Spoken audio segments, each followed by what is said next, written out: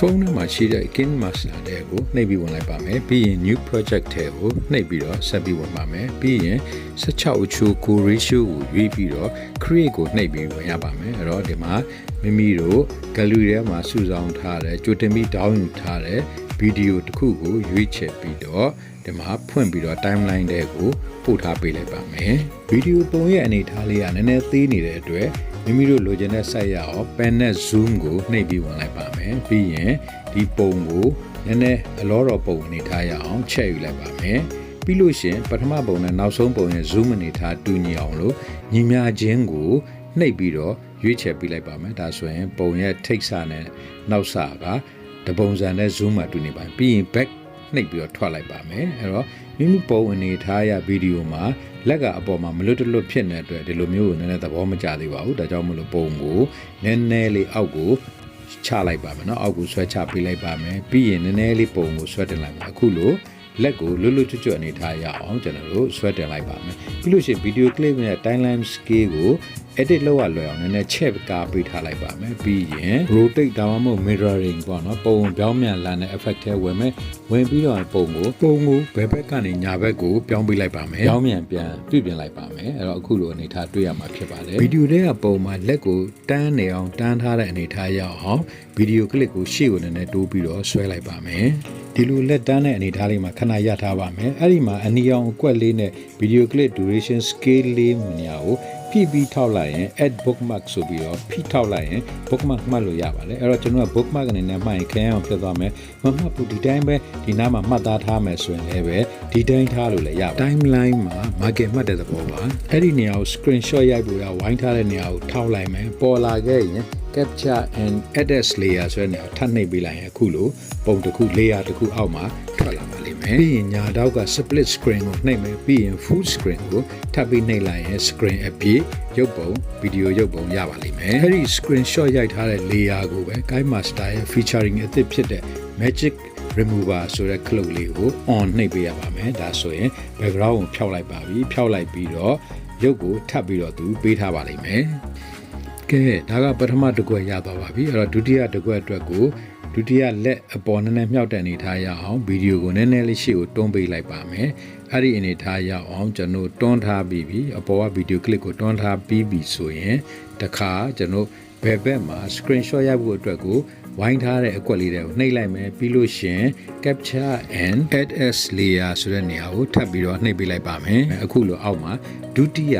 layer တစ်ခုထပ်ပြီးတော့ပေါ်လာပါလိမ့်မယ်အဲ့ဒီပေါ်လာရင်သူ့ကို split screen လုပ်ဖို့ရနှိပ်မယ်ပြီးရင် full screen နှိပ်လိုက်ပြီးရင်အဲ့ဒီပုံကိုပဲ magic remover နှိပ်ပြီးတော့ရင် on ပေးလိုက်ပါမယ်ဒါဆိုရင် background ဖြောက်ပေးလိုက်ပါမယ်အခုဒုတိယအကွက်ရသွားပါပြီ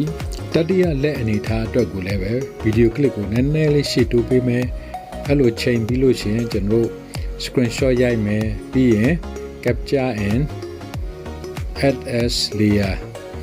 ဆိုတဲ့ဟာလေးနှိပ်ပြီးတော့ရင်အလွှာတစ်ခု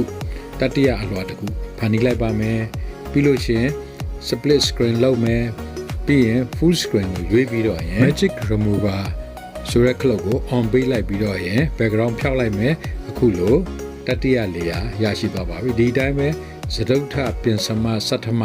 layer တွေကျွန်တော်တောက်လျှောက်ဖန်တီးသွားပါမယ်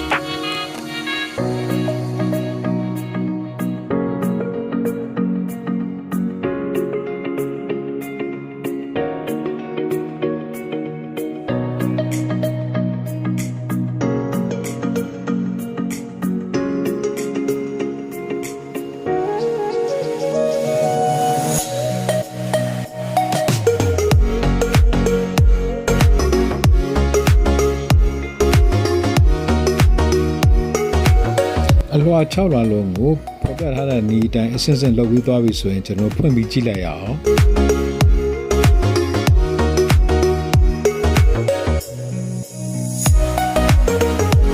ဒီခုလိုလှပတဲ့တကွက်ချင်းပြက်ကွက်ဆန်ကိုမြင်တွေ့ရမှာဖြစ်ပါတယ်အဲ့တော့ဒီမှာအလွှာတွေကိုကျွန်တော်ပိုထွက်နေတဲ့အပိုင်းတွေရှိပါတယ်အဲ့အလွှာတိုင်းရဲ့ပိုထွက်တဲ့အပိုင်းတွေအားလုံးကိုကျွန်တော်ဒီမှာကကြီးလေးနဲ့ပေါ့နော်ကျွန်တော် split လုပ်ပြီးတော့ဖြတ်မယ်တောက်မယ်အကုန်လုံးတပြေးတဲ့အထက်အောက်ပေါ့နော်အစွန်းတွက်တွေအားလုံးဖြတ်တောက်ပြီးတော့ညှိလိုက်ပါမယ်အဲ့ဒါလိုဖြတ်တောက်ပြီးသွားပြီဆိုရင်တော့ဒီဗီဒီယိုကျွန်တော် export ထုတ်ဖို့မြားနေရနှိပ်လိုက်မယ် resolution of frame rate ကိုရွေးပြီးတော့ save as video ဆိုပြီးနှိပ်လိုက်ရင်ဒီအပိုင်းလေးကကျွန်တော်ရဲ့ဖုန်းထဲမှာရောက်ရှိလို့သွားပြီဖြစ်ပါတယ်ဗီဒီယိုဖုန်းရဲ့ gallery ထဲမှာရောက်ရှိသွားပြီဆိုရင်ဒီချက်ချိတ်ကနေရာကိုနှိပ်ပြီးတော့မူလဗီဒီယို edit လုပ်တဲ့နေရာကိုပြန်သွားအောင်ပါမီဒီယာထဲကိုဝင်မယ်အဲ့ဒီနေရာမှာကျွန်တော်စောနာက export လုပ်ထားတဲ့ Kinemaster အုပ်စုထဲကနေပြီးတော့ခုန export လုပ်ထားတဲ့ဗီဒီယိုကိုဒီမှာပြန်ပြီးထည့်လိုက်အောင်ပါပြီးရင်အဲ့ဒီအပိုင်းလေးကိုပဲ select လုပ်မယ် select လုပ်ပြီးတော့ဒီမှာ reverse ဆိုတဲ့နေရာလေးကိုနှိပ်ပေးလိုက်ပါမယ်ဒါဆိုရင်ပုံကပြောင်းမြန်ပေါ့နော်ကျွန်တော်ပြန်ပြီးတော့နောက်ပြန်သွားတာကိုမြင်တွေ့ရမှာဖြစ်ပါတယ်ပထမဗီဒီယိုကလစ်မှာတော့လက်ကိုအောက်ကနေအပေါ်ကိုမြှောက်တာမြင်ရမှာဖြစ်ပြီးတော့ဒုတိယပိုင်းကလစ်မှာတော့အပေါ်ကနေအောက်ကိုလက်ချသွားတဲ့ပုံစံမြင်ရမှာဖြစ်ပါတယ်အဲ့တော့ဒီ clip နှစ်ခုပေါင်းဗီဒီယိုကို export လုပ်ဖို့မြားနေအောင်နှိပ်ပေးလိုက်ပါမယ်ပြီးရင် frame rate နဲ့ resolution ရွေးပြီးတော့ save as video နှိပ်လိုက်ရင်ဒီဗီဒီယိုကိုမိမိရဲ့ဖုန်းထဲမှာတင်ထားပြီးဖြစ်ပြီးတော့လိုသလိုအသုံးပြုနိုင်မှာဖြစ်ပါတယ်ဟုတ်ကဲ့ပါဒါကတော့ stop motion effect ကိုအသုံးပြုတဲ့ဗီဒီယိုလေးပဲဖြစ်ပါတယ်အဲ့တော့ဗီဒီယိုလေးကိုနှစ်သက်လိမ့်မယ်လို့မျှော်လင့်ပါတယ်နှစ်သက်ရင်ဖြင့် like share comment တွေလုပ်ပြီးတော့အားပေးကြကြပါဦး Kantkaw knowledge sharing channel ကိုလည်းပဲကြည့်ရှုပြီးတော့ subscribe မလုပ်ရသေးမိတ်ဆွေတွေများလည်း subscribe လုပ်ပြီးတော့အားပေးကြပါဦးနောက်ထပ်ထွက်လာမယ့်ဗီဒီယိုများမှာလည်းထပ်မံဆုံကြပါစို့ကျေးဇူးပါ bye bye